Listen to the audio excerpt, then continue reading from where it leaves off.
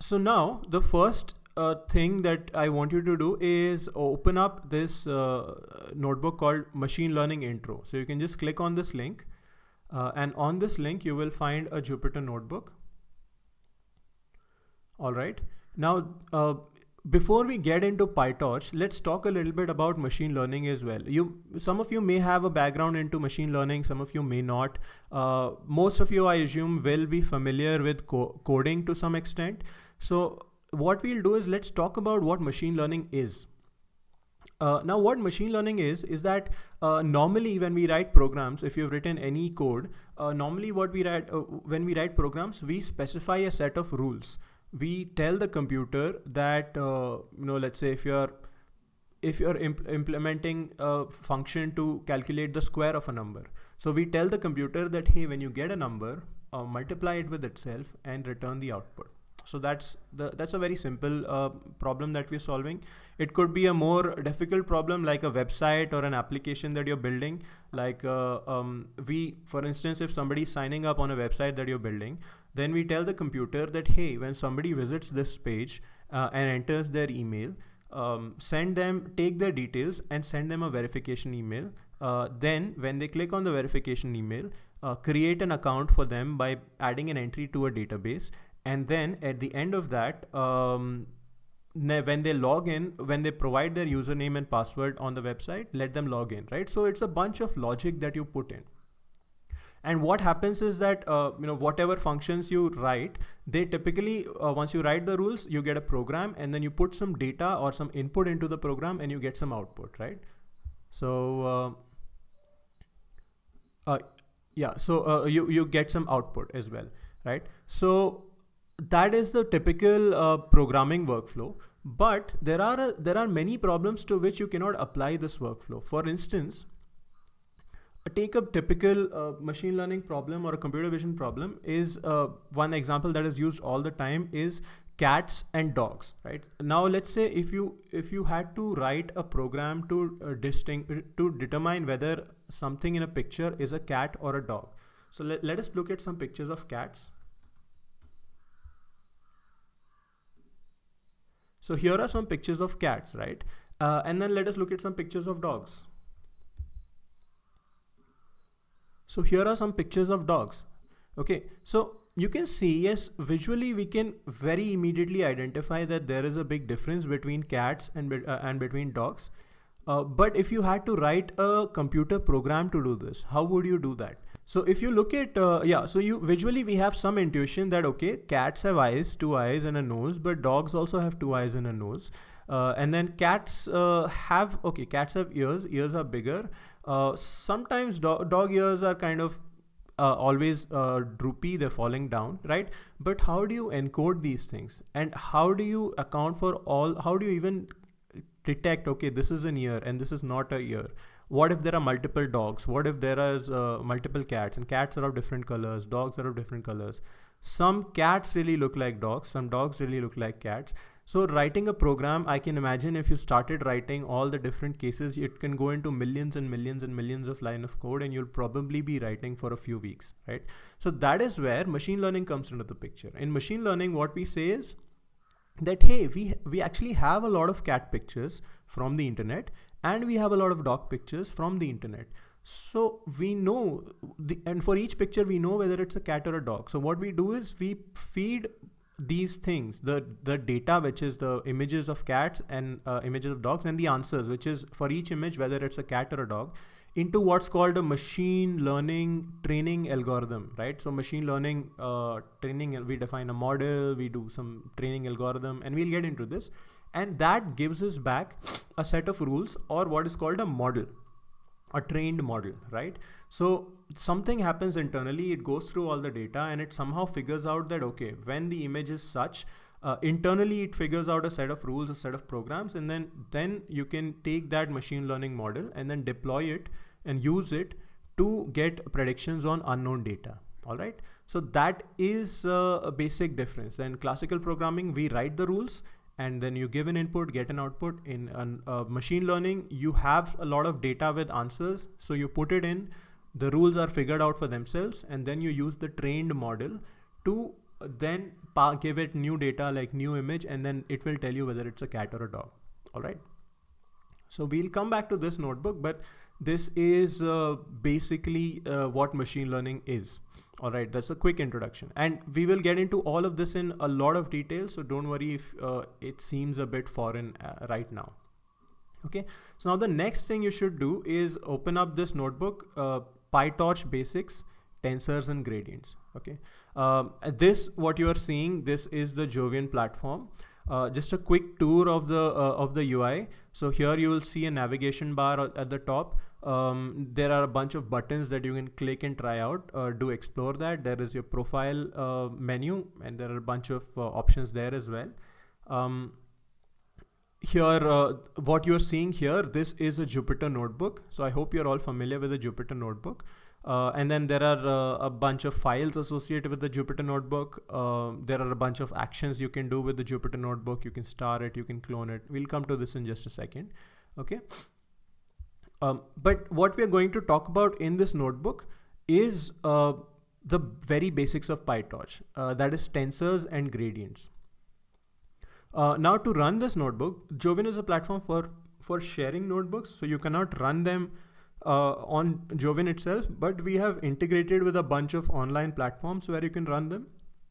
So what you should do is you just click on the run button. So there's a button that says run.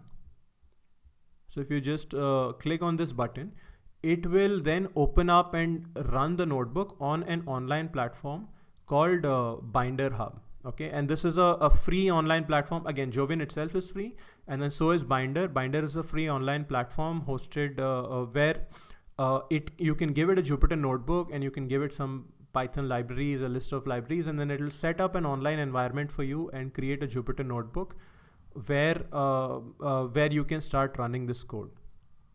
Okay, so here we are. So this is the Jupyter notebook that we'll be using. You will see the URL is different for every single person. So you get your own personal copy, your own personal instance of the Jupyter notebook. All right. So I hope this works for you. Sometimes Binder might get stuck for a while. Sometimes it might take a couple of minutes to get started, but don't worry about that. It will start. What you can also do is there are a bunch of other options. So there is obviously run on Binder. Then if you click on the drop down, you can click run on Kaggle. Okay. There is also a way you can run it on your own computer locally, but that requires you to have a bunch of different libraries installed, and that might take some time. But if you do want to try it out, and which I highly recommend, by the way, because you should be able to run things on your local machine as well, is just follow the system setup instructions. So you'll have to install something called Anaconda. Then you'll have to install we have a Python library, a command line tool that you can use. And then there are a bunch of commands that you can run to actually get started with the notebook. Okay. So here I have my notebook finally. This is a Jupyter notebook. I hope all of you are familiar with the Jupyter notebook. If not, I will do a very quick intro of Jupyter as well. So Jupyter is a platform. It is an IDE, kind of like a code editor if you've used Sublime Text and things like that. But what it also has is it has this concept of cells where you can write some code and then you can execute it immediately and see the output, right? As you see here, there is some code written here, and then there's a button called run. And what this does is this takes this code, runs it in Python in the back somewhere, and then gives you the output. So that way, that makes Jupyter very interactive, where you can type some code, you can see the output. You can even type like a description in a language called Markdown, which is basically text, but you can annotate headings by saying like a double hash character and things like that. Okay. I'm guessing most of you are familiar. If you're not, do post on the thread and we will share some resources on how you can get started with Jupyter. All right. So I've just made my screen. I've just moved to a full screen layout. And now what I'm doing is the first thing that you would want to do is you would want to click kernel and click restart and clear output. Okay. The reason we are doing this is because you are seeing my Jupyter notebook with my inputs and my outputs, but you probably want to run it yourself and you want to see it for yourself. So just yeah, so you can just click restart and clear output, and we can get started. All right, so PyTorch is a neural networks library, but at its core, PyTorch is a library for processing tensors. Tensors are at the core of everything in deep learning and most of machine learning as well. In fact, if you're probably familiar with the library TensorFlow, the word TensorFlow comes from tensors. Okay, but what are tensors? So before we talk about tensors, let's just go ahead and import PyTorch. So the way we import PyTorch, again, like all the libraries are already installed, and I'll talk about how that happened later on, but you don't need to worry about installing any libraries at the moment. Everything is installed for you. Just click import torch, and you can then either click the run button, which is here. You can click the run button, or you can just click, you can just do shift plus enter. All right. So you do shift plus enter, and then that runs that cell. So now we have imported PyTorch. Okay. All right. So tensors. Now, as I mentioned, PyTorch is a library for processing tensors. A tensor is a number, a vector, a matrix, or any n-dimensional array.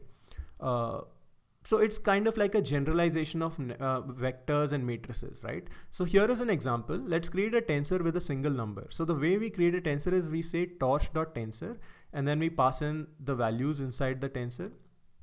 So here my tensor has a value 4, and I've put in 4 dot, which is shorthand for 4.0, as you can see. And it is used to indicate to Python and to PyTorch that you want to create a floating point number. And we can verify this by checking the dtype attribute of our tensor, right? So if you just check t1.dtype, so that's float 32. Now let's try creating a slightly more complex tensor. So now this, I'm creating a second tensor. Here I am passing in a list. All right, so that makes it a vector essentially. So now here what I'm doing is I'm just saying 1 dot here, and what it does, you will notice, is that it applies the dot, or it converts all of the other numbers into a floating point number. So that is one key thing to understand about tensors, that each of the elements in a tensor should have the same data type. If you provide data with different data types, PyTorch will convert them to the same data type for you. Okay. Next we have, let's try one step further. So now let's try creating a matrix. So now I'm saying torch.tensor, and I am passing it in a matrix. So there's 5, 6, 7, 8, 9, 10. So those are the 3 rows, and then all of that encapsulated into a list. And I've put in 5 dot once again. So once again, the T3 will also have a data type of float. Okay. Finally, let's go one more step further. So this time we are creating a 3-dimensional array. A 3-dimensional array, just put it simply, is I'm taking 2 matrices. So there's 11, 12, 13, 13, 14, 15, and then there's another matrix of the same 2 rows and 3 columns, and then put into an array. All right. So you can see here, now that creates a 3-dimensional tensor. Okay. So now one thing to note here is, like, how is a tensor different from an n-dimensional array, right? How is a tensor different from just a list of lists? If you try changing the length of one of these, let's say I come back to T3 and I put in 9, 10, 11 here. So now I have 3 rows, but 2 of the rows have 2 columns, and the last row has 3 columns. When I do this, you will notice that this gives an error. It says it expects a sequence of length 2 here, but it got a length of 3, right? So that is the important thing, the important distinction here between tensors and a list of lists, is that it should have a regular shape. Like if there are a certain number of rows, each row should have a certain number of columns, and then within each column, if there are again another dimension, the same number of elements should be there, right? So just going from all the way in to out, the number of elements should be same. So since tensors can have any number of dimensions and different lengths along each dimension, we have a way to inspect the length along each dimension using the dot shape property of a tensor, right? So if I run t1 dot shape, so that's an empty array, because t1 is just a number 4. So there is no shape to it as such. It just has it's just a single number, is an empty array. If I run t2 dot shape, now t2 is a vector, all right? So if I run t2 dot shape, t2 is a vector. So t2 dot shape,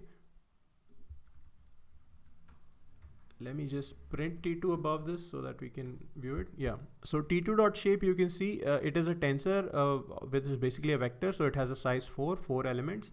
Let's see T3 dot shape. So T3 dot shape, by the way, if I didn't mention, I'm just pressing Shift plus Enter to run a cell. So T3 dot shape, so it is a matrix, and you can see that it has 3 rows and 2 columns. So that is what its shape is.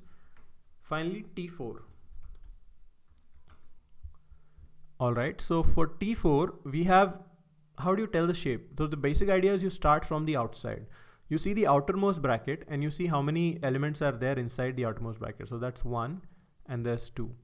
Then you see, you go 1 bracket inside, and you can either pick this one or you can pick this one because they will both have the same shape, right? So you go 1 bracket inside and you get 2 elements here again. So that 2, 2, and then you go 1 more bracket inside and you get 3 elements here. So 2 by 2 by 3. That is the shape of this tensor. All right, so now let's talk about tensor operations and gradients. We can combine tensors. This is one of the good things about PyTorch, and why we like it is because you can combine tensors with the usual arithmetic operations that you have available in Python, right? So here's an example. Let's create a tensor x, torch.tensor with the value 3. Let's create a tensor w with the value 4, and let's create a tensor b with the value 5. For some of them, we have set requires grad to true. We will see what it does in just a moment. We'll come back to that. But now if we wanted to combine these tensors and create a new one, we could simply use basic arithmetic operations like this, right? Here they are just numbers, but they could have been matrices as well, and it would still work. In fact, that is something you should try. The good thing about Jupyter is that you can immediately just change something and run it, and then it's probably going to fail. Then you can fix it and then run it again, right? So here y is w times x plus b. So that is 3 times 4, 12 plus 5, 17 as expected. Now what makes PyTorch special, and this is like getting back into like why PyTorch is a good library to use, is that we can automatically compute the derivative of y with respect to the tensors that have requires grad set to true. So in this case, that is w and b. So the way we compute derivative, and this is quite useful because when you're doing machine learning, there are a lot of complex operations, a lot of complex matrix multiplications, etc., that you might end up doing. And to compute the derivative of those, why derivatives? Because derivatives are very important for optimization algorithm called gradient descent, which we look at today. So PyTorch just keeps track of all those operations and lets you calculate derivatives very easily. Okay. So now the derivatives of y with respect to the input tensors are stored in the dot grad property of the respective tensors. So what you can check is, if you check x dot grad, w dot grad, and b dot grad, they should contain the derivative of y with respect to those elements. So there's dy by dx, dy by dw, and dy by db. Dy by dx is none. The reason for this is we have not set requires grad to true here, but we have set requires grad to true for dy by dw. The reason why we have this requires grad parameter is primarily for optimization purposes, because each gradient calculation has a certain cost, and when you're dealing with large models, millions of parameters, each gradient calculation can slow down your model significantly. So we only calculate the gradients or the derivatives. Gradient is just another word for derivative. We only calculate the derivatives when we need them, right? So that is why we set requires grad to true. Okay, so now let's take a look at dy by dw, or w dot grad. Y is w times x plus b. Again, if you remember basic calculus, differentiate with respect to w. So the x goes away and the plus b becomes 0. So the w goes away and the x remains, and the plus b goes to 0. And since x has the value 3, dy by dw should be 3. Then dy by db, well, this term goes away, and then this term b goes away, so just 1 remains. So dy by db is 1. All right, so that is pretty much how much differentiation you need to know to do machine learning, more or less. All right, so that is gradients. that is gradients and derivatives in PyTorch. Gradient derivative is the same thing. Gradient is used when we are dealing with matrices. Derivative is used when you're dealing with numbers. All right. Finally, the final topic in the basics, PyTorch basics, is interoperability with NumPy. Now, since many of you, I assume, have some Python experience, so you might be familiar or you might have heard of NumPy. So NumPy is a popular open source library used for mathematical and scientific computing in Python. It's been around for a long time and pretty much everybody uses it. What it does is it enables efficient operations on large multi-dimensional arrays. The way it makes them efficient is because it's implemented in C++, and it has a large ecosystem of supporting libraries as well. So it has the library matplotlib for plotting and visualization. There is a library OpenCV, which is used for image and video processing.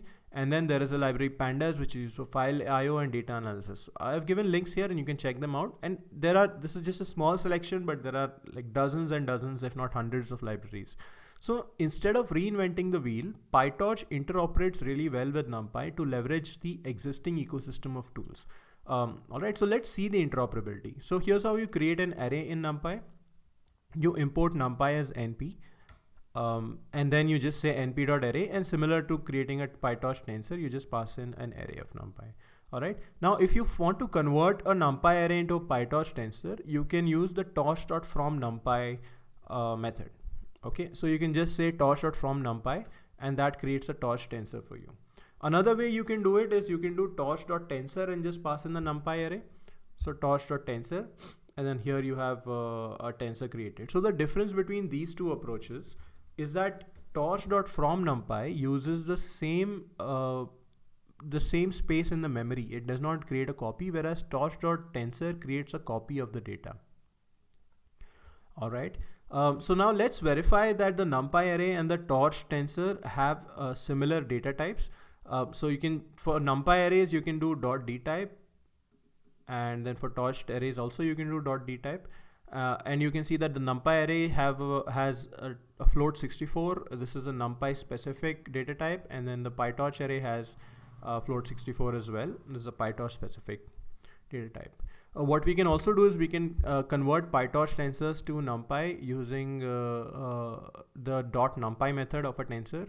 So we just say y.numpy, and that's it. We get back a NumPy array from the torch tensor. All right. So now the interoperability is important because most of the data sets that you'll work with will likely be read and pre-processed as NumPy arrays. And what will happen is even at the end of after creating a model, when you generate predictions from your model, you will then again have to convert the predictions back into NumPy arrays if you want to export them, or if you want to let's say just give the output back to a web application or something, right? So that is what this allows. Okay, so let's go back and let's check if we have any questions so far.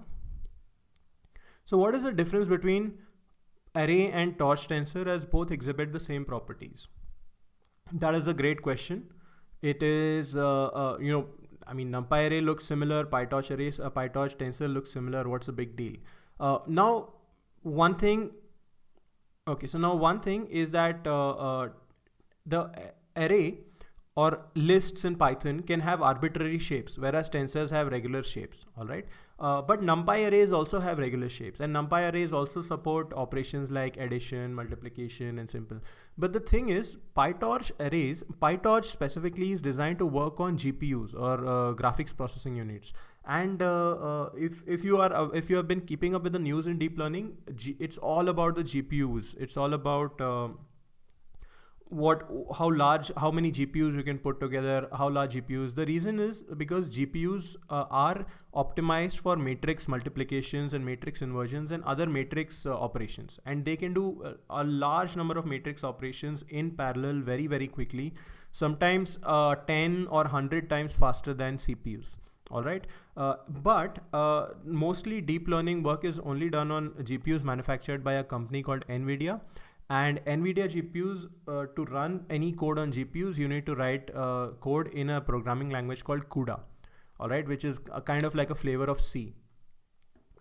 And you need to also move your data, move all of your matrices from your computer's RAM into the GPU RAM. All right. Now to do that, NumPy is not implemented for GPUs. NumPy is implemented for CPUs, whereas PyTorch, TensorFlow, all these libraries are actually implemented for GPUs. So they're actually written in CUDA.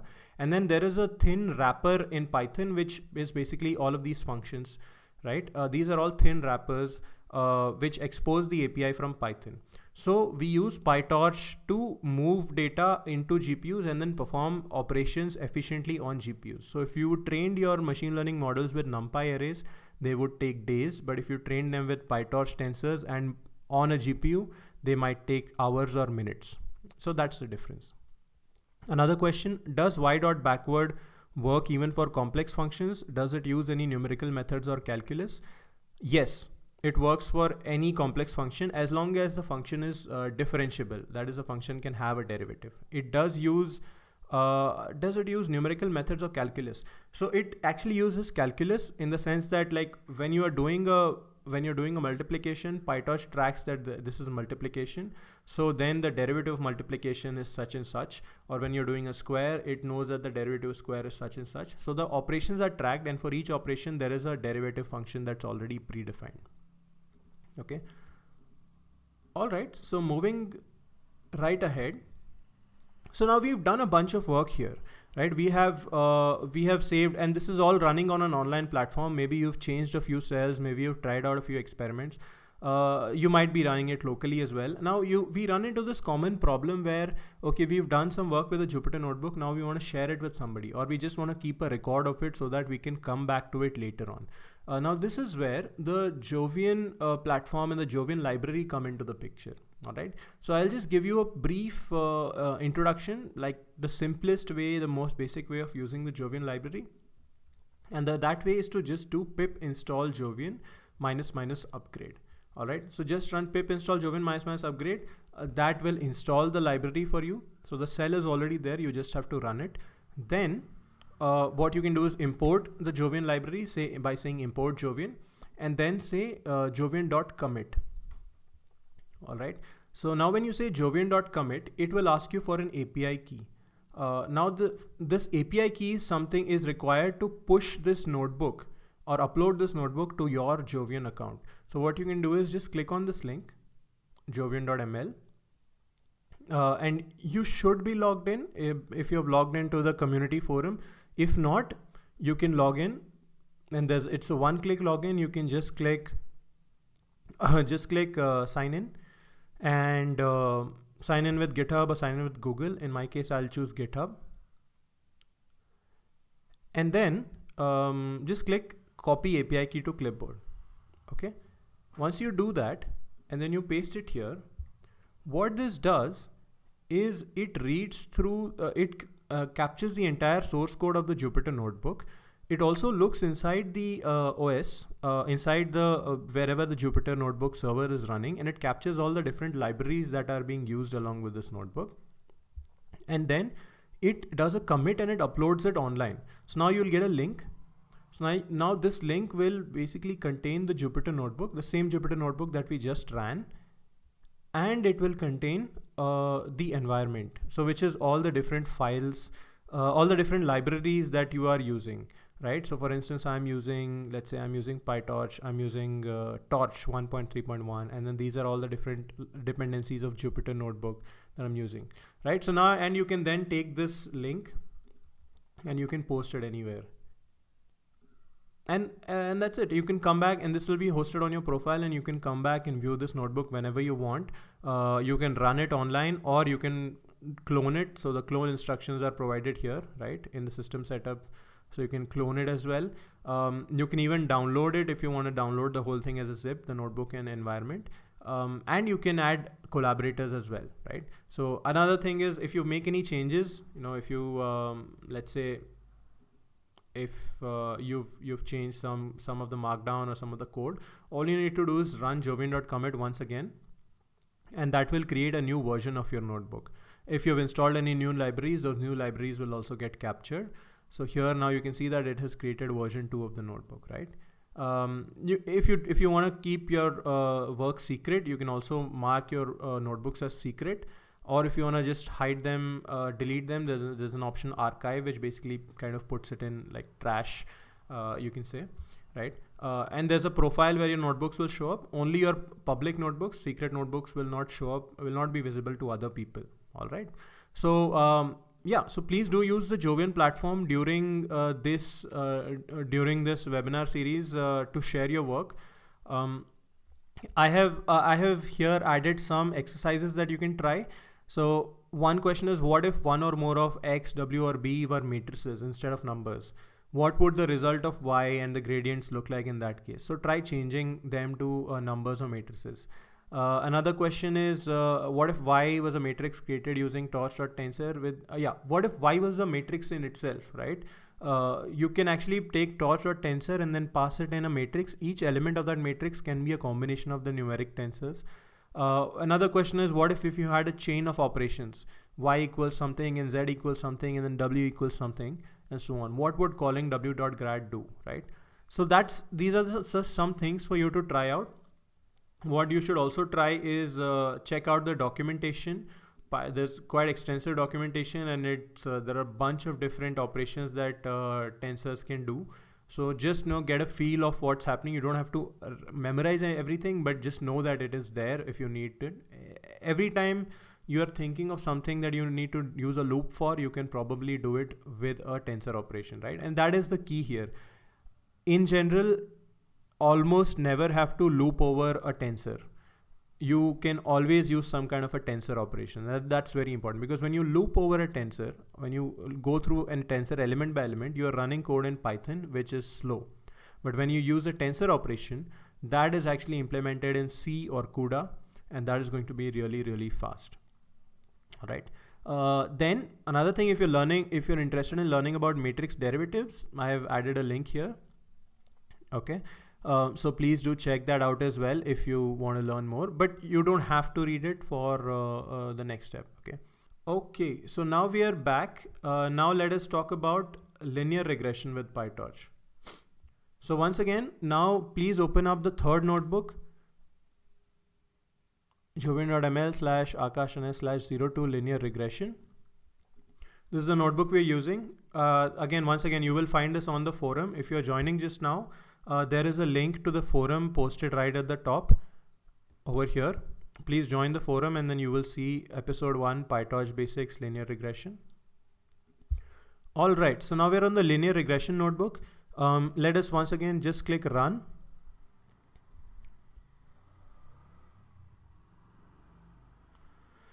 This will take a couple of seconds. So what happens is, I'll just talk a little bit about Binder here because it's a great service. What happens is that the Binder platform, when you provided a notebook and an environment.yaml file, it installs all the libraries in the cloud, which sometimes takes a lot of time. And it downloads your Jupyter notebook, and then it creates a Docker image, or what is called basically like a disk image, which with all the libraries pre-installed, and then it saves that for you.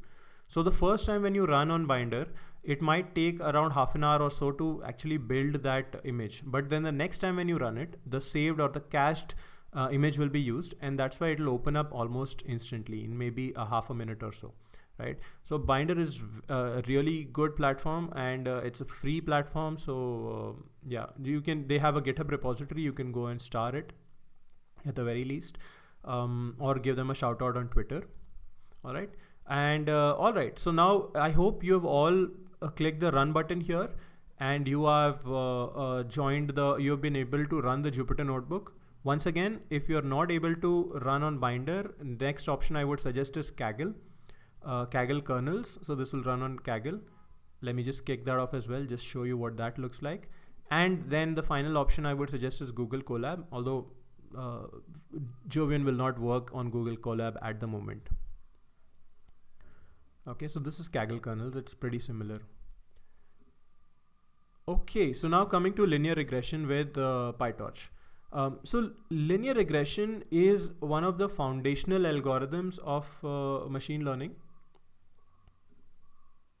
And that is why it's pretty much at the start of every machine learning course, right? So, but since we're not assuming any background here, we will talk about linear regression. Most importantly, because if like the way we do linear regression and the way we train linear regression models is exactly the same way we train advanced deep learning models, right? So I want you to keep in mind that question about cats and dogs. How do you create a model that will differentiate between cats and dogs? And just keep thinking about that as we work through this, if you get any ideas. So today we will create a model that predicts crop yields. So yields of apples and oranges by looking at the average temperature, rainfall and humidity in a region, right? So these things, temperature, rainfall, humidity, these are called the input variables or sometimes called features. And then the crop yields that we want to predict are called the target variables or sometimes called outputs. Okay. Or labels even. Outputs is outputs, labels or targets. Okay. So what typically happens is that in a machine learning problem, you might start with some training data. Maybe we go out to like 5 or 6 different regions, and then we measure, okay, what was the temperature, average temperature, rainfall, humidity last year. Maybe the temperature was 73 Fahrenheit, rainfall was 67 mm, humidity was so and so. And what was the, let's say, per unit area or per hectare yield of apples and oranges, right? So maybe apples was 56 tons and oranges was 70 tons. So we can go to a bunch of different places, collect this data, and then put it together. And this then is called the training data, right? And this is not far from what you might have in real life. Even in real life, you might have like a data which looks like a table or a spreadsheet or a CSV file, just with a lot more rows and sometimes more columns. Okay. And the idea is that you want to train a model using this training data and then use it to make predictions on new data, right? So now let's say we know that there's a new region where we know the average temperature, rainfall and humidity in this year. Can we predict how many tons of apples we might get out of it? Is it a good idea to invest there? Set up apples, or should we plant oranges or should we plant apples? Which will give us more profit, right? So that kind of a problem. So in linear regression, excuse me, in linear regression, each target variable is estimated to be a weighted sum of the input variables offset by some constant known as a bias. So for instance, so basically what we're saying is the yield of apples is some number W11 times the temperature plus some number W12 times the rainfall plus some number W13 times the humidity plus B1. Similarly, yield of oranges is also going to be like some W21 times temp, W22 times rainfall, W23 times humidity plus B2. Now it's a weighted sum. This is the simplest thing one can think of, but it also has a plus B1 at the end, right? So this is there to account for zero errors. I could be measuring temperature in Fahrenheit or in Celsius. I could be measuring rainfall in mm or in some other unit. So the thing is, when all of these are zero, the output may not necessarily be zero, although that's unrealistic for this example, but in general. So what we do is we also keep another term around, which is to account for the shift or the bias.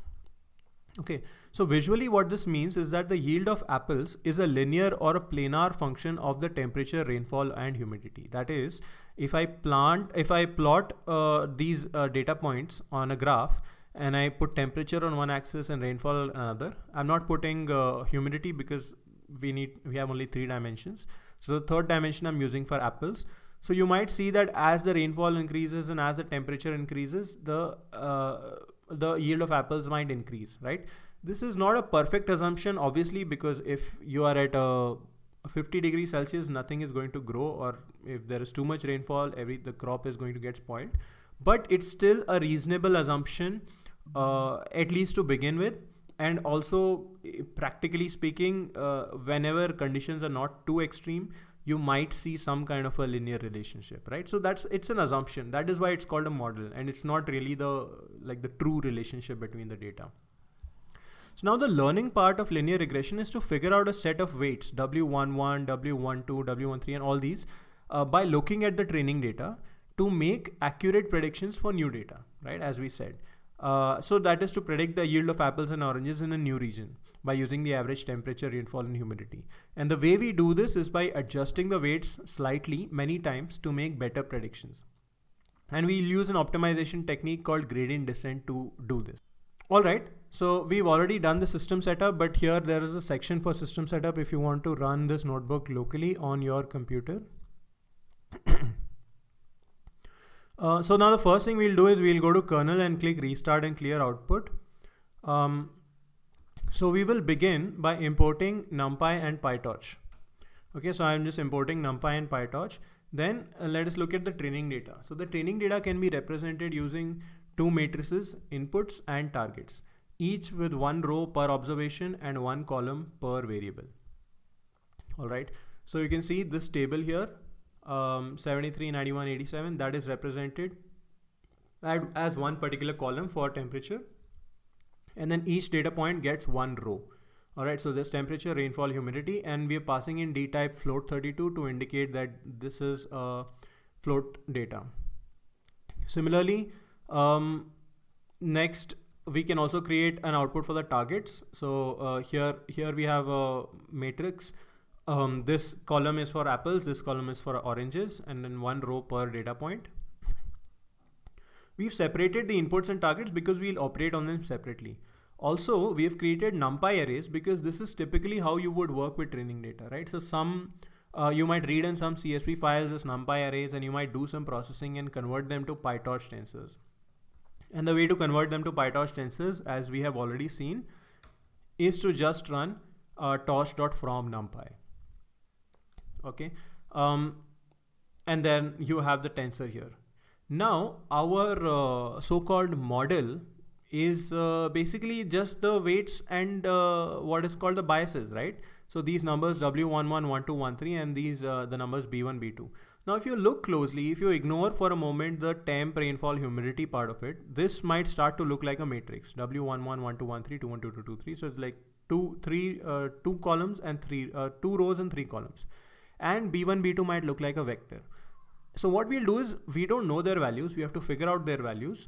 So what we'll do is we'll start with random values. So the way we'll start with random values is we will say torch.randn, and we'll put that into a variable w, and then we will say that it has two columns, it has two rows and three columns, and then with require grad set to true. Similarly for B, we will say torch.randn, and it has two rows, and that's it. It's a vector, right? So let's see.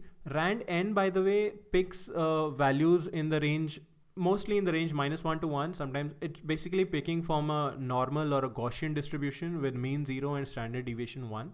So most of the time you will get values in the range of -1 to 1, sometimes slightly higher. Okay, so that's our weights vector, that's our weights matrix, and that's our bias vector. Okay, so now our model is, so when we said, remember that picture about putting the data and the answers into a training algorithm or a model. So our model in this case is simply a function that performs a matrix multiplication between the inputs and the weights. And the weights have to be transposed so that the dimensions line up. And then it adds the bias. Okay, so for instance, this is the first row of the input: temperature, rainfall, humidity. When I multiplied with this with this weights matrix, but I've transposed it, so now this becomes 73 times W11 plus 67 times W12 plus 43 times W13 plus B1. So that is the yield of apples as predicted by my model. Similarly, if you see the second column of that, so that's 73, 67, 43 times W21, 22, 23 plus B2. That is what my model is predicting is the yield of oranges, right? So again, if we also look at the dimensions, this is a 5 by 3 matrix or whatever number of rows. So, but let's say 5 rows by 3 columns, 3 matrix into a 3 by 2 matrix becomes a 5 by 2 matrix. 5 by 2 matrix plus another 5 by 2 matrix becomes a 5 by 2 matrix. So we need to predict a 5 by 2 matrix, right? Ideally we want to predict these values, but our model will obviously predict some other values because we have random weights. So we are getting a 5 by 2 matrix out of this, right? So our model is simply X, and then the @ character represents matrix multiplication in PyTorch, right? And then the X times W dot T. So the dot t method basically transposes the weights vector. So remember, the weights vector is 2 rows and 3 columns. So when you do dot t, it becomes 3 rows and 2 columns.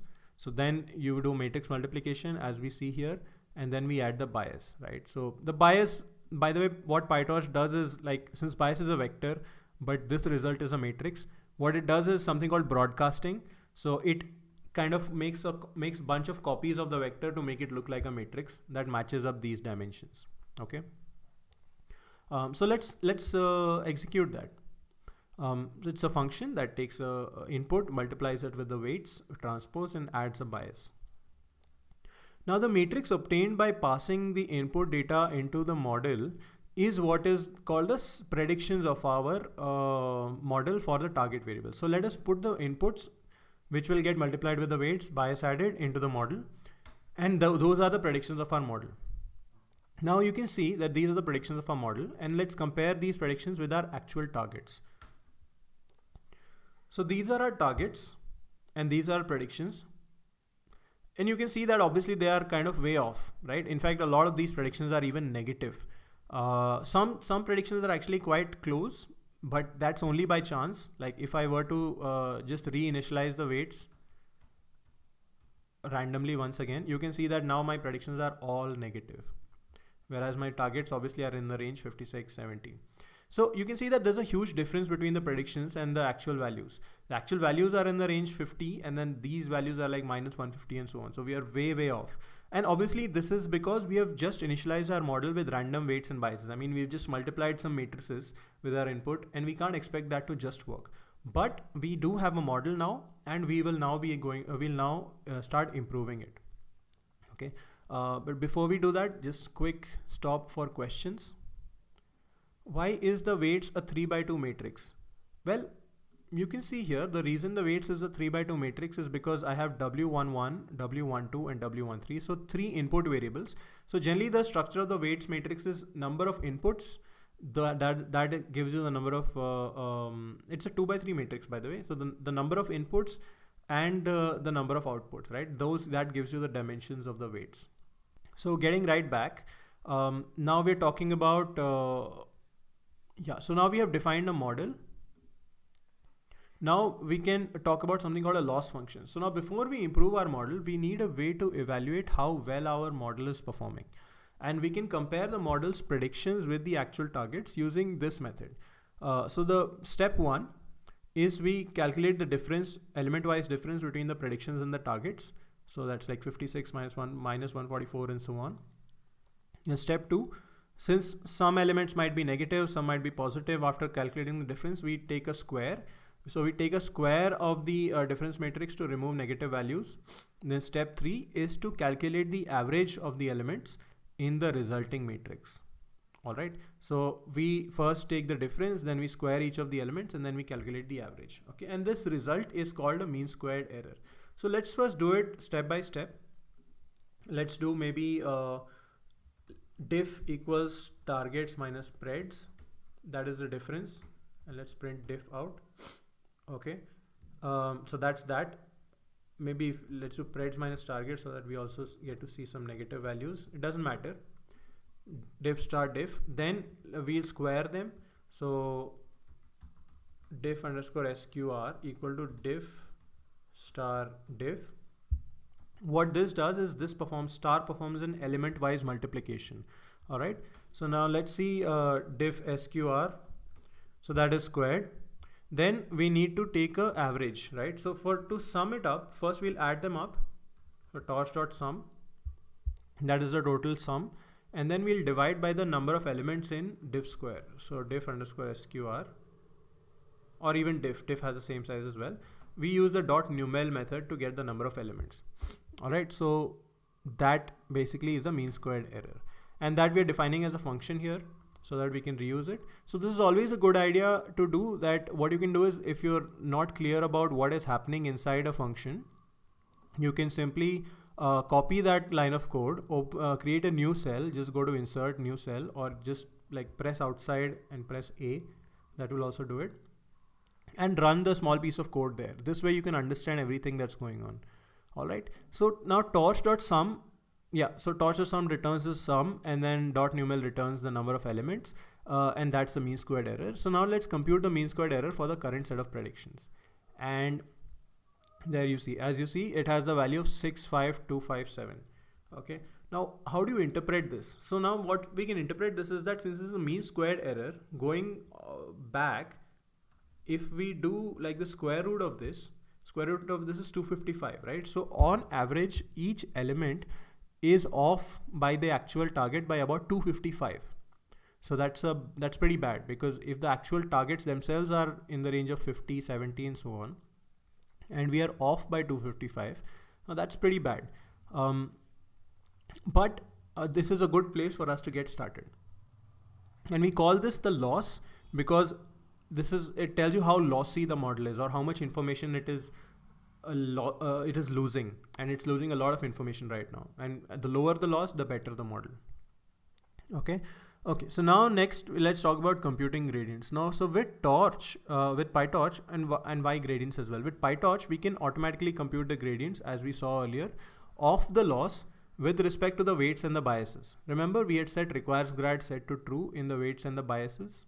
So requires grad is true here, right? So we can compute the gradient or the derivative. So we do loss dot backward, and then these gradients are stored in the dot grad property of the respective tensors. So note that since W, the weights matrix, is a tensor or a matrix itself, the dot grad or the derivative is also going to be a matrix.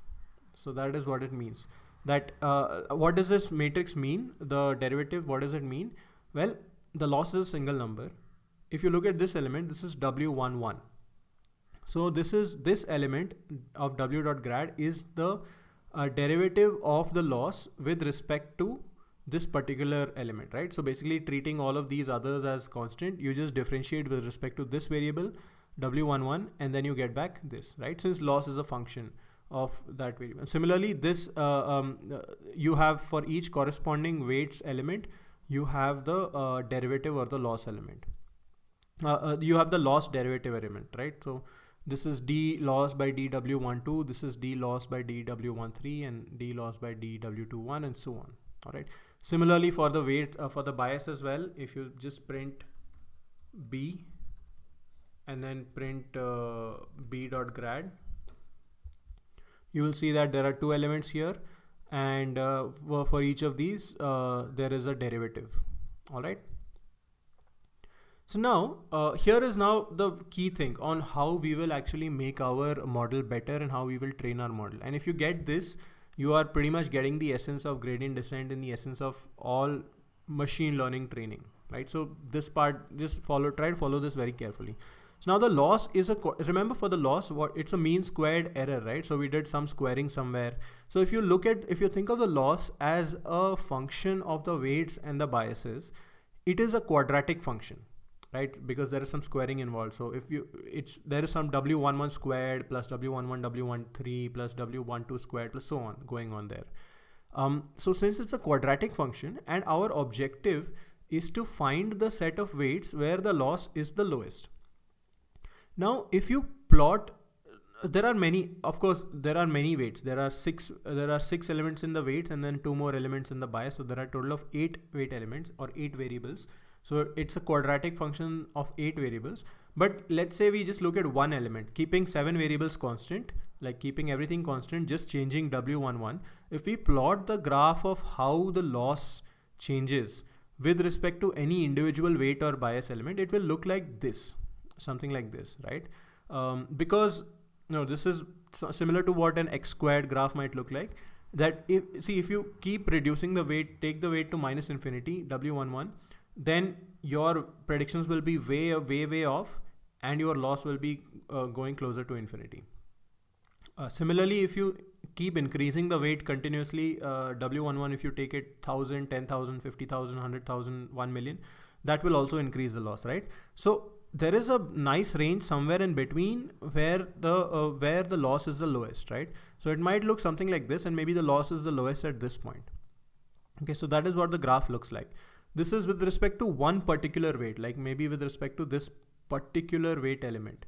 Similarly, if you plot with respect to this element, you will see a similar graph. If you see plot with respect to this element, you'll see a similar graph. And if you plot with respect to everything, then you will need too many dimensions and then we can't visualize it. That's why we're just looking at one dimension. All right. So now now we know that. So now we know that the graph of the loss with respect to a weight looks like this. But if we plot a graph, now the insight from calculus is that the gradient indicates the rate of change of the loss or the slope of the graph, right? That much I think you might remember from derivative that, okay, if the current value of W11 is this, let's say the current value of W11 is like 1.3, right? And the derivative is positive. In this case, it is negative, but the derivative is, if the derivative is positive, that means the slope is increasing. If the slope is increasing, that means increasing the element's value slightly will increase the loss. But what's happening in our case right now is that the W has certain value and then the slope derivative is negative. That means the loss, the loss is decreasing if we slightly increase the value of the weight, right? So yeah. So the key insight is, if a gradient element is positive, as in none of these cases, but suppose if a gradient element is positive, let's say the gradient of loss with respect to W11 is positive, then slightly increasing W11 will slightly increase the loss. But we want to decrease the loss. So slightly decreasing W11 is going to slightly decrease the loss. Similarly, if the gradient element is negative, then the slope is decreasing, then slightly increasing the element W11 is going to decrease the loss, and slightly decreasing the element W11 is going to increase the loss, right? So the insight is that we have to move in the direction opposite to the gradient. If the gradient is positive, decrease the element value. If the gradient is negative, increase the element value. Okay, and that will, both of those will decrease the loss. All right, so this is basically the technique that we'll use. This is called the gradient descent optimization algorithm, which we'll use to improve our model slowly. All right, so but before we proceed, we just have to reset the derivatives. So remember, w.grad and b.grad now have some values. So we'll just reset those values back to 0. Just w.grad and b.grad. Not w and b themselves. Okay. The reason for doing this is that every time you call dot backward, PyTorch keeps adding the gradients values into w.grad, right? Since there's a single variable to capture all gradients. So every time we are done with some gradient related work, we need to clear out the gradients by setting 0, the gradients back to 0, like this. Okay. So now we are ready to train the model. I'll just stop very quickly for questions. Okay, so there was one that says torch.random 2 and 3 gives random numbers in the range, right? How can we depend on? Exactly. So Snehit has a valid question that we started with random numbers. How can we depend on them for predictions? Well, that is a trick, that although we start with random numbers, but we are going to start improving them, right? And if you see, all of us will have got started with a different set of numbers, and all our predictions are way off. All our predictions are different. But if we do this right, of slightly changing the gradient values right, we should all reach to a good place. Okay. Now we are ready to adjust the weights and biases using gradient descent. So here's how we'll reduce the loss and improve our model. First, we generate predictions from a model. So let's do that. So we pass in the inputs into the model and get some predictions. Second, we calculate the loss. So let's do that. So we pass in the predictions and the targets into the MSE function, and that gives us the loss. Third, we compute gradients. So we do loss.backward, we print w.grad and b.grad, that they are there, right? So that's step 3. Step 4, now this is the key step. We adjust the weights by subtracting a small quantity proportional to the gradients, right? So why subtracting? If remember, for each weight element, if that corresponding gradient is positive, we need to decrease the weight element. And if the corresponding gradient is negative, we need to increase the weight element. So in both cases, you can achieve that by simply subtracting the gradient. But Why a small quantity proportional to the gradient? Well, this is the interesting point, and this is what changes everything. Now see here, we are in this kind of a scenario, right? Where this is the weight. It is like, let's say the weight is around 1.3 or something. And then the gradient is minus 256 or something like that, right? So now the weight is 1.3 and the gradient is minus 256. If you do 1.3 minus 256, so that's like 1.3 plus 256. So that'll throw off your weight somewhere here. That's way off, right? What we want to do is we want to take a small step. So we want to actually take, maybe, okay, we are at 1.3, maybe let's try 1.4.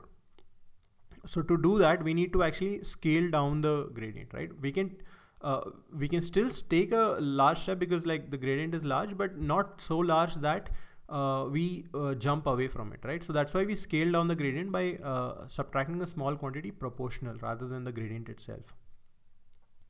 So let's do that.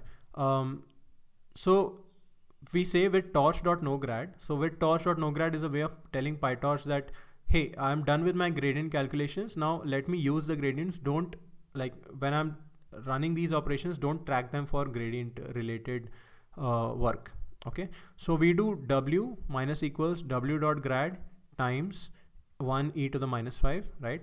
So for each weight element, we will subtract a small quantity proportional to the corresponding gradient element. And this is going to do it element wise for the entire matrix. Similarly for b minus equals b dot grad times 1 e to the minus 5. And then finally, once we are done with the gradient calculation, the weights have been adjusted slightly and we can reset the gradients back to 0, right? So that's it, w.grad.0 and b.grad.0. And now the change has been made. Okay. So now let's take a look at the new weights and biases. So remember the old weights. Let's see the old weights here. So the weight values are minus 0.55, minus 0.16, minus 1.16, minus 0.63, and all the gradients are negative. So each of these weight values should have increased slightly. So you can see that the new weights are minus 0.3. So that's an increase from minus 0.5, minus 0.9. That's again an increase from minus 1.6. and so on, right? And similar, you can see for the bias also there is a change. So now the weights have changed, the bias have changed. We started with random weights, but we have made a slight modification. Now we no longer need to, and that slight modification should have created a lower loss. So remember our loss was 65257. Let us see now. We pass the inputs into the model, we do the mean squared error, and then we pass the predictions and the targets. And then we get the loss, and then we print the loss. So it is 44,000. So the loss went from 65,000 to 44,000. Now that's already a significant reduction, right? So if you see 44 by 65, that's about 67%. So we've already reduced the loss by more than 1/3. And now you can imagine, now if you want to reduce the loss further, what do you have to do? So to reduce the loss further, you simply have to repeat the process of adjusting the weights and the biases using gradients multiple times, right? And each iteration here is called an epoch. So you say for I in the range 1 to 100, you get the predictions by passing the inputs into the model. You get the loss by passing the predictions and the targets into the mean squared error function. You calculate the gradients by saying loss.backward. Then you say with torch.nograd, so telling PyTorch, hey, now stop tracking gradients for a second. You say w minus equals w.grad times a small number 1 e to the minus 5. Now this small number is called a learning rate. How did I come up with 1 e to the minus 5? Well, that's one of the central, this is called a hyperparameter in machine learning, because this is a parameter that you have to decide. Similarly, this is also called a hyperparameter. The way to come up with this is, well, sometimes you just have to try different values and see what's working. And generally it's in the orders of magnitude. You can try maybe 0.001, 0.0001, 10 to the minus 5, 10 to the minus 6. See, make it as large as possible, but not too large. All right, and then finally we reset the gradients back to 0. And then once again, let's verify that the loss is now lower. So we pass in the inputs into the model. We then pass the targets and predictions into the loss function to get the error, and then we output the loss. You can see the loss is pretty low, 199. Once again, now square root of 199 is 14. So we are not off by a lot. We are actually off by just 14, right? So if the actual values are of the targets are 56 and 70, our model predicts 63 and 72, 81 and 101. Our model predicts 83 and 104, 119 and 133. Our model predicts 106 and 120. So yeah, now our predictions are now quite close to the actual target variables, and we can get even better results by training for a few more epochs. Okay, so you can train for another, maybe let's say, let me just copy this, or let me just rerun this cell.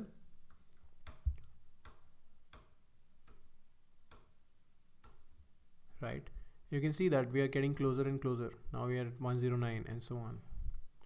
So yeah, just try running again and again. You'll see that it keeps getting closer.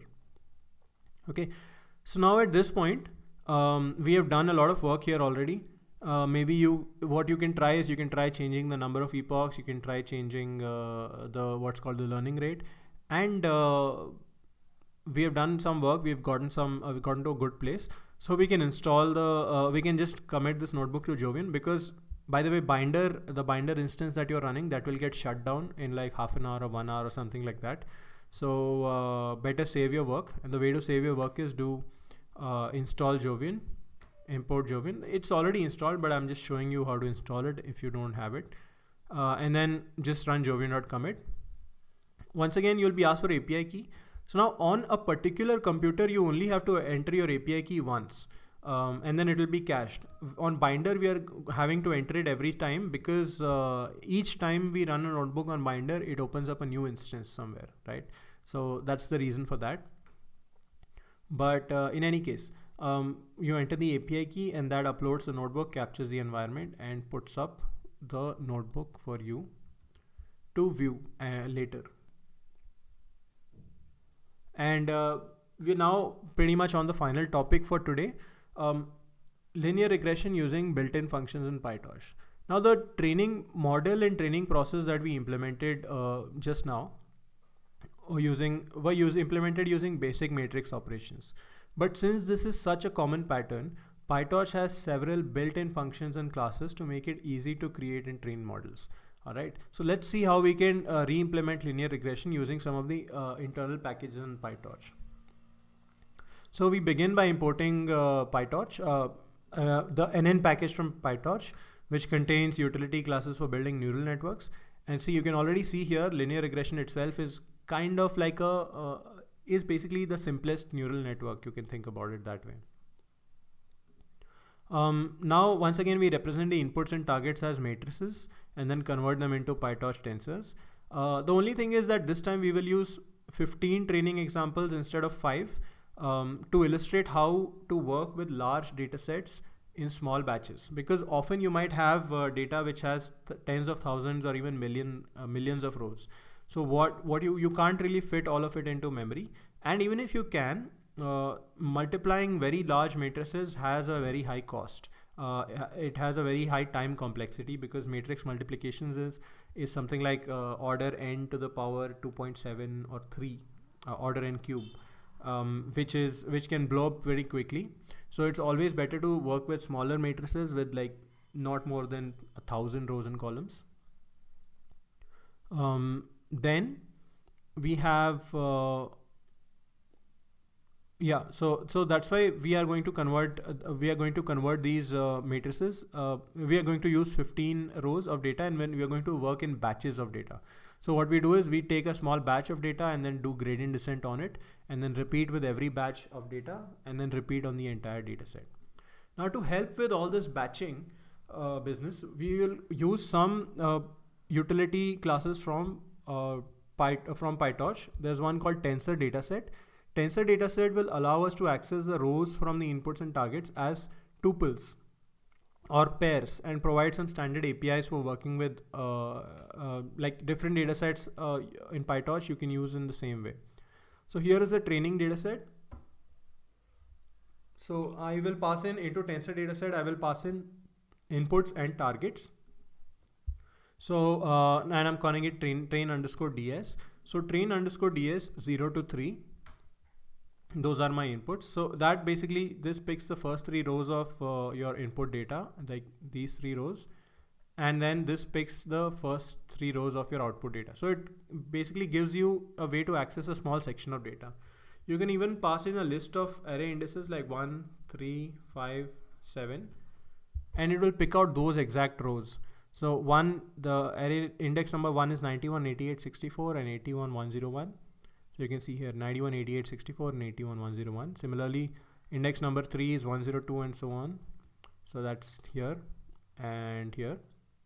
Right, so you can pick out certain rows of the input and output, and pretty much all the data sets, whether you're dealing with images or you're dealing with text or you're dealing with tabular data, all of them will be at some point or another converted into PyTorch data sets, and from there is where you will then be able to access slices of it. Now, why do we need to access slices? That's where the data loader comes into the picture. The data loader can split the data into batches of a predefined size while training. And it also provides other utilities like shuffling and random sampling of the data. Okay, so if I say from torch.utils.data import data loader, and then we give it a batch size. So we want to deal with the data in batches of size 5. And then we pass in the training data set, we pass in the batch size, and we set shuffle equals true. So when you set shuffle equals true, what it does is before creating batches, it shuffles the data and then it creates batches out of the data after shuffling.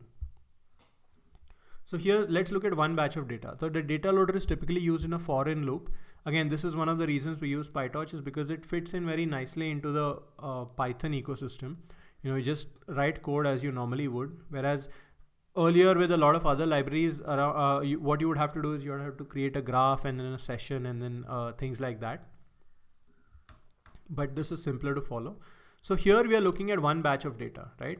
So we have this batch where it has shuffled the data and then it has picked 5 rows of the after shuffling, and then similarly 5 rows of input and 5 rows of outputs from the data, right? As a batch XB and YB.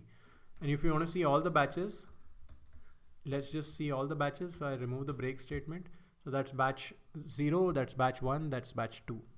Right? And between these batches, all the 15 rows of data are covered. Okay. Yeah. So next, instead of initializing the weights and biases manually, we can define the model using the nn.linear class from PyTorch, which does this initialization automatically. So what we can do is we can say nn.linear and 3 and 2 the same as before. We had the weights. What you need to specify is you need to specify how many inputs there are into the model. So there are 3 inputs: temperature, rainfall, humidity, and then how many outputs there are from the model. So there are 2 outputs. There is yield of apples and yield of oranges. And then inside the model, it automatically creates a weight. So just as we had earlier, 2 rows and 3 columns. So that's the weight, and then the bias, a vector of size 2. So it is exactly the reason we implemented initially from scratch, and I wanted to show you that was just to demystify what is happening here, right? Whatever is happening inside data loader is again very straightforward. Whatever is happening inside data set is very straightforward.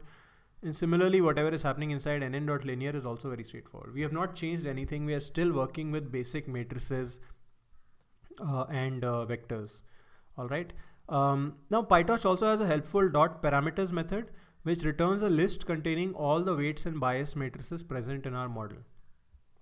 Okay. So it's just, this is useful. Here we have only 2, but sometimes you might have larger models which have many more matrices of parameters. But yeah, you can see that it is basically the same thing. It's a list of parameters. Okay.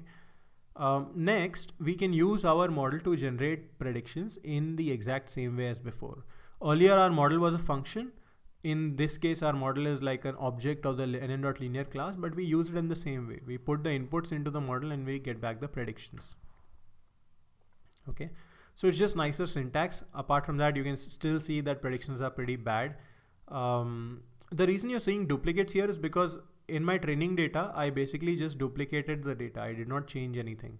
So I took these 5 and then I made another copy of these and then I made another copy of these. But normally you'll have all unique data, right? So these are our model's predictions. They are quite far from the targets, obviously. Next, we have a loss function.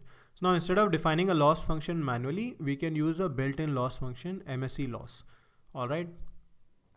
So MSE loss is present inside the module nn.functional.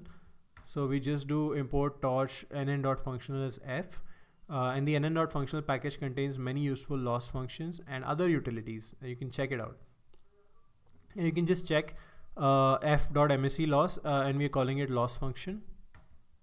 Okay. By the way, quick note: if you have any question about any particular module or function that we're using, just put a question mark and do, let's say, nn.linear, right?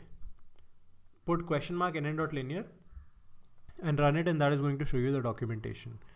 That it applies a linear transformation to the incoming data. So you can see here, y is x a transpose times b. This is basically exactly that. Input multiplied by weights matrix transposed plus bias. These are the arguments. Whether you need to include a bias or not, this is shape, attributes, etc., etc. There's even an example, right? So do check it out. Similarly, you can check out f.mse loss. Here, measures the element-wise mean squared error. As simple. Okay, so now let's compute the loss for the current predictions of our model. So we have the loss function, we have the model, we give it some inputs and we get some targets out. We print the loss. So it's 16670. Okay, it's still bad, obviously, because we have started with a random model, randomized weights and biases. So we need to improve it. And now, instead of manually manipulating the model's weights and biases using gradient descent, we can use the optimizer optim.sgd, right? So whatever we did, which was subtracting a small quantity proportional to the gradients, that can be done using optimizer. So there's torch.optim.sgd. SGD stands for stochastic gradient descent. It is called stochastic because the samples are selected in batches with random shuffling, right? And that is just called stochastic mini batch gradient descent, or there are many names for it. But yeah, instead of as a single group, right? And then torch.optim, this will be doing exactly the same thing that we did, subtracting a small quantity proportional to the gradients, but there are also slight variations of gradient descent. There are other optimizers. Just check torch.optim. There's something called Adam. There's something called RMS prop. There is something called Adagrad, and there are a bunch of these. All of those apply slight variations into what we did, and we'll talk about them at some point. But all of them are basically applying certain variations. But we'll go with the simplest one. Okay. Note that we need to pass in model.parameters into the optimizer. So this is to tell the optimizer which matrices need to be updated during the update step, right? So it will iterate through the model.parameters, and for each of those, it will subtract the gradient and it will update the weights. Okay. Then we have also specified a learning rate. So remember, we subtracted a quantity proportional to the gradients. So this learning rate is that quantity, which is proportional, which is multiplied with the gradient before subtracting. Okay. So when we are now ready to train the model. So we'll follow the exact same process to implement the gradient descent algorithm. We generate predictions. So now I've defined a utility functions to do this. We'll generate predictions, calculate the loss, compute the gradients with respect to the weights and biases, adjust the weights by subtracting a small quantity proportional to the gradient, and then reset the gradients back to 0. Now the only change is that we'll work with batches of data instead of processing the entire training data in every iteration, right? So let's define a utility function fit, which will train the model for the given number of epochs. So we say fit, we pass in the number of epochs, we pass in the model, we pass in the loss function, we pass in the optimizer. Then we repeat for a given number of epochs, for epoch in the range num epochs.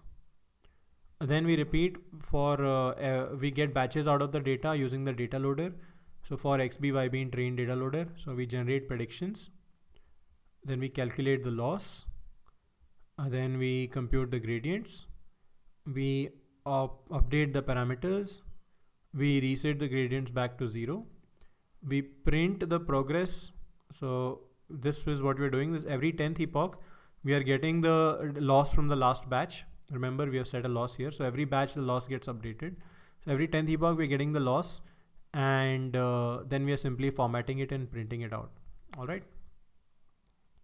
So the two things to note here is that updating the parameters and gradients is done using opt.step. So now we no longer need to say that w with torch.nograd w equals w minus w.grad times and 1 e to the minus 5. You can just see opt.step. It will iterate through weights, biases, everything, and it will do that update. And then 0 grad again is to reset the gradients back to 0. It will reset all the parameter gradients back to 0. Okay. And then finally, we are also getting the loss out as a number by saying loss.item. Remember, when we calculate the loss, it is a tensor. It's a single number, but it's a tensor. So dot item is used to get the value out of that tensor. Okay. So now let's train the model for 100 epochs. So we say fit and then for 100 epochs, and then we train the model. You can see that the loss falls very sharply and very quickly reaches around the value of 19. Right, so that's good. It's turning out pretty well. And just let's take a moment here and just kind of recap. We have done the exact same thing as before. We defined a weights matrix, bias matrix, and a model. We multiply the inputs with the weights matrix and then add the bias to get predictions of the model. Then we put it into the mean squared error function to get outputs from the model, and then we compute the gradients of the loss. So then we put the targets and predictions into the loss function to get the loss of the model. Then we compute gradients of the loss with respect to the weights and the biases. And then we use the optimizer to subtract a small quantity proportional to the weights from the weights, proportional to the gradients from the weights. And that will slightly improve the weights and slightly decrease the loss. And then we reset the gradients back to 0. And then we repeat that process many times, so that each time each of the weights is slightly modified, slightly made slightly better to reduce the loss, and then loss reduces and reduces and reduces, and then we go from all the way from a loss of 16,000 to a loss of 19. Loss of 19 is pretty good, because then that means we are off by just about less than 5. And let's see. Here are the predictions of our model. And here are the predictions, here are the actual targets. So we expect 5670, we get 5871, 81101, 8198, 119, 133, 119, 134.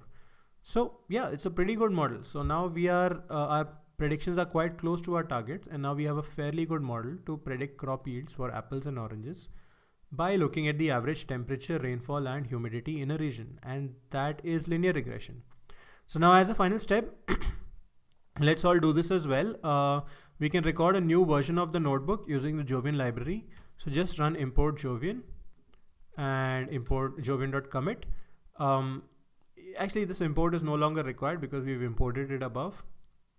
But yeah, so this updates the notebook, and then this is capturing the environment, and it creates a new version of the notebook.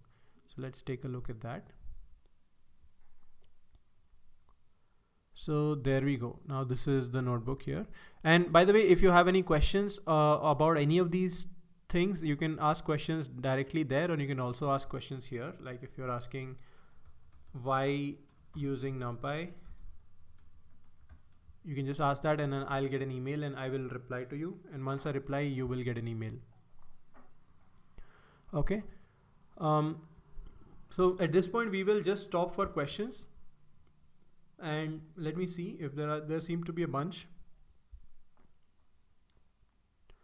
So there's can you explain the funda of gradient? I'm sorry, I'm a bit late. So sorry, we have covered the gradients part. What I'll suggest is you can scroll back a little bit. Basically, gradient means derivative. So just watch the starting of the video and you will get an idea. Gradient means derivative and what we are saying is that the loss with respect to the weights, when we calculate the gradients, if the gradient is increasing or the derivative is increasing, that means the slope is increasing. That means decreasing that weight element will decrease the loss. Whereas if the gradient is negative, then increasing that weight element will decrease the loss, right? So that's the basic idea behind gradients. What model.parameters has? So model.parameters has, see, remember, so inside the model, where is it? Yeah.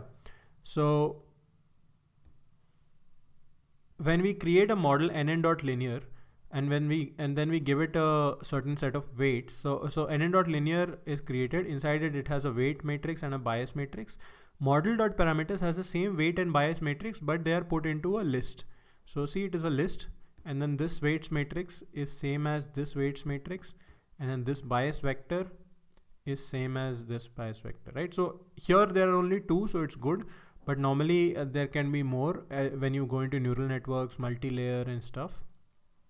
And it is used by the optimizer. So remember, we pass it into the optimizer. So that's model.parameters. You can go, okay. Any specific advantages for using SGD for batches instead of the whole data apart from memory constraint? Yeah, so, well, I think there are many advantages. I don't know if I can describe them all properly, but one other advantage is that when you are, even if your memory is, even if you can fit things into memory, what you can do is you can,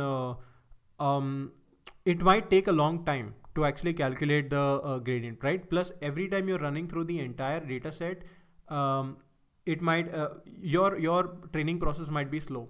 Whereas what you can do with smaller batches is that you take batches of 32 or 64 or 128, and each time you do a very quick calculation, and then you do an update based on that, right? So when you see here, every time you do initially, especially when you have a very high loss, small updates will give you big wins, right? So there's no point of going through the entire data set when you can just look at 10 data points and get to a 30% lower loss or a 40% lower loss. So training with batches of data, small batches of data, is also faster than training with the entire data set. Another thing is with the randomization. Randomization, what it does is it mixes things up so that you are never really giving too much weightage to any particular batch or any particular section of the data, right? Each data point shows up uniformly over time in a random fashion. So that is another thing. So it's memory, it's time, it is faster convergence. So that pretty much concludes what we have for today.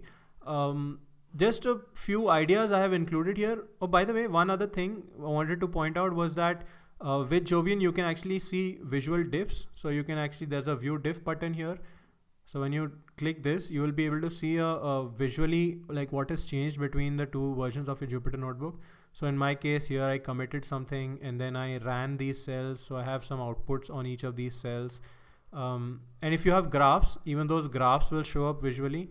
So even the graph, you can see side by side which graphs have changed. And if you have multiple versions, you can actually see changes between those versions. So that is another reason why you might want to use Jovian, just to get a visual diff between Jupyter notebooks. So that's one more thing. So please do, what I'll suggest is I have shared a lot of some ideas here and some resources that you can try out. So some ideas are try a different data set. So that would be your assignment for this week.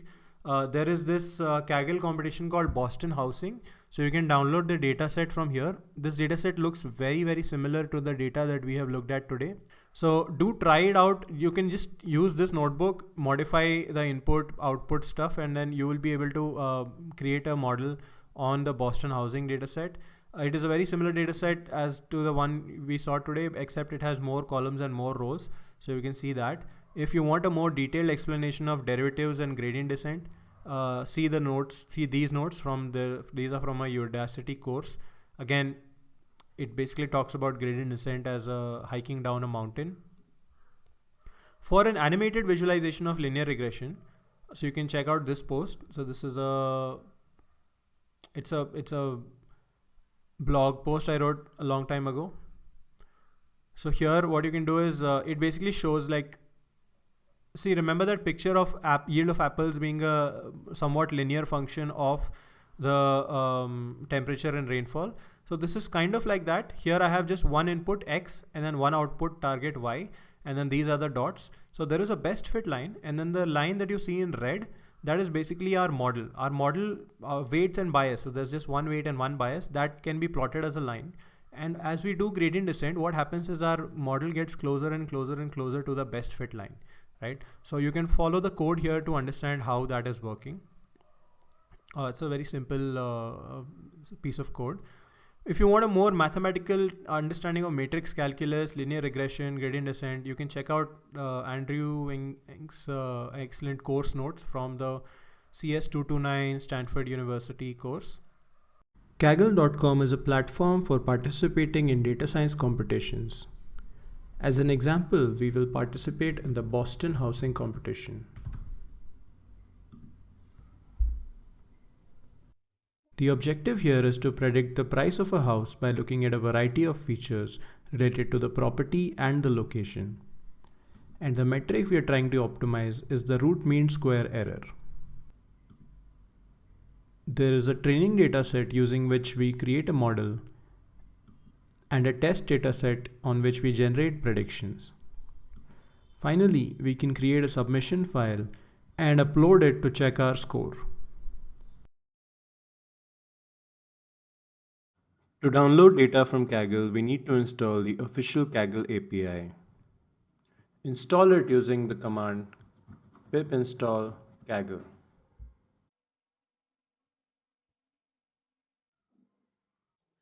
Now go to your account settings page on kaggle.com. Scroll down to the API section and click on Create New API Token. This token needs to be moved to a specific location. First, we create a directory .kaggle in the home folder. Then we move the downloaded file to the .kaggle directory. Now we come to the competitions page and go to the rules section. Go down and click I understand and accept. Copy the competition ID and use the Kaggle CLI to download the data.